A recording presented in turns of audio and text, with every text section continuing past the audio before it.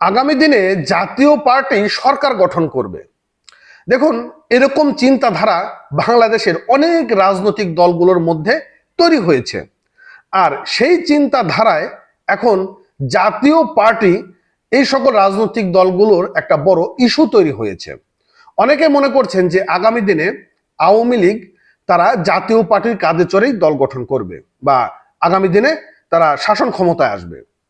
আর তারই ধারাবাহিকতায় আমরা দেখতে পাচ্ছি জাতীয় পার্টির উপরে বিভিন্ন রকম কার্যকলাপ শুরু করে দিয়েছে। জাতীয় পার্টি নিষিদ্ধ করতেই পারে, বাট যখন জাতীয় পার্টির কার্যালয়ে ভাঙচুর, অগ্নিসংযোগ এরকম ঘটনাগুলো ঘটবে, তখন আপনাকে ধরে নিতে হবে যে জাতীয় পার্টির আগের অবস্থান থেকে বর্তমান অবস্থান অনেক শক্তিশালী হয়েছে এবং জাতীয় পার্টি সরকারও গঠন করতে পারে, এরকম আপনাকে অবশ্যই ধরে নিতে হবে। দেখুন, স্বৈরাচার শেখ হাসিনার তো বিদায় হয়েছে, আওয়ামী লীগের বিভিন্ন নেতাকর্মীরা দেশে রয়েছে, অনেক সৎ কর্মীরাও দেশে রয়েছে, অসৎ কর্মীরাও দেশে রয়েছে, দেশ থেকে পালিয়েও গিয়েছে।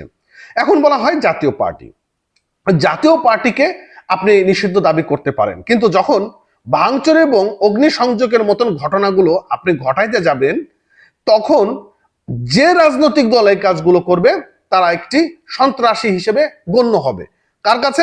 সাধারণ মানুষের কাছে, যারা সাধারণ ভোটাররা রয়েছেন। এবং এই আওয়ামী লীগ যারা বিদেশে রয়েছে তারা কিন্তু এই সকল কার্যকলাপ বিভিন্ন জায়গাগুলোতে দেখাচ্ছে যে দেখো বাংলাদেশের পরিস্থিতি এখন কি তৈরি হচ্ছে। আর আপনারা জানেন যে ভিপি নূরকে পেটানো হয়েছে, এবং কারা করেছে কাজটি? এটা আওয়ামী লীগও করে নাই বা জাতীয় পার্টিও করে নাই, এটি করেছে পুলিশ এবং সেনাবাহিনী।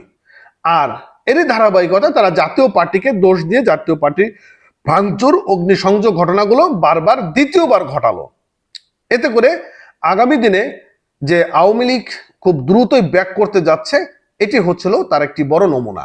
চলুন আমরা কালবেলা পত্রিকা থেকে বিষয়টা জানার চেষ্টা করি যে আসলে ঘটনাটি কি হয়েছিল। দেখুন, সন্ত্রাস বিরোধী আইনে গণ অধিকার পরিষদের নিষেধাজ্ঞা চেয়েছেন জাতীয় পার্টির জাপার একাংশে মহাসচিব ও সাবেক সংসদ সদস্য শামীম হায়দার পাটোয়ারি। আর শুক্রবার 5 সেপ্টেম্বর রাজধানী কাকরাইলে জাতীয় পার্টির কেন্দ্র কার্যালয়ে আবারও অগ্নিসংযোগ, হামলা ও ভাঙচুরের ঘটনা ঘটে। এই নিয়ে রাতে সাংবাদিকদের সঙ্গে আলাপকালে এ দাবি জানিয়েছেন তিনি। এই সময় অন্তর্বর্তীকালীন সরকারের উদ্দেশ্যে তিনি বলেন, আগামী 24 ঘন্টার মধ্যে দোষী ব্যক্তিদের গ্রেপ্তার না করলে দেশব্যাপী দুর্বার আন্দোলন গড়ে তোলা হবে। বিষয়টা টু দা পয়েন্ট। দেখুন, 24 ঘন্টার মধ্যে গ্রেপ্তার যদি না করা হয় তাহলে সারা দেশে দুর্বার গতিতে আন্দোলন চালাবে। আর এই আন্দোলনে কারা শরিক হবে নিশ্চয়ই বুঝতে পারছেন। এই আন্দোলনে যারা শরিক হবেন তারা আওয়ামী লীগের নেতাকর্মীরা শরিক হবেন এবং সেটি পরিস্থিতি আরো বেগমান হবে। শামীম হায়দার বলেন, গণ অধিকার পরিষদ আমাদের অফিসে আগুন দিয়ে সন্ত্রাসী কার্যকলাপ চালিয়েছে। আমরা সন্ত্রাস বিরোধী আইনে গণ অধিকার পরিষদের নিষেধাজ্ঞা চাই। আমরা মনে করি এই দলটি রাজনীতি করার অধিকার হারিয়েছে। আমাদের যে আরপিও আছে সেই অনুযায়ী নির্বাচন কমিশন থেকে এই দলকে ব্যান করা উচিত বলে তিনি মনে করেছেন।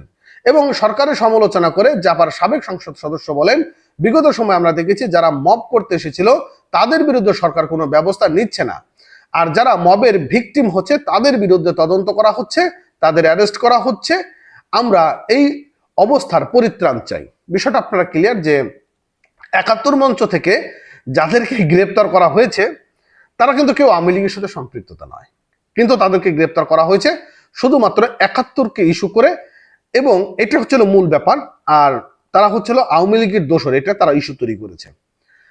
তবে আগামী দিনে জাতীয় পার্টি একটা বড় শক্ত অবস্থান তৈরি হতে যাচ্ছে, এটা আপনি লিখে রাখেন। যাই হোক, ভালো থাকেন, সুস্থ থাকেন। নতুন হলে অবশ্যই আমাদের চ্যানেলটি সাবস্ক্রাইব করবেন, পেজটি ফলো করতে ভুলবেন না। ধন্যবাদ।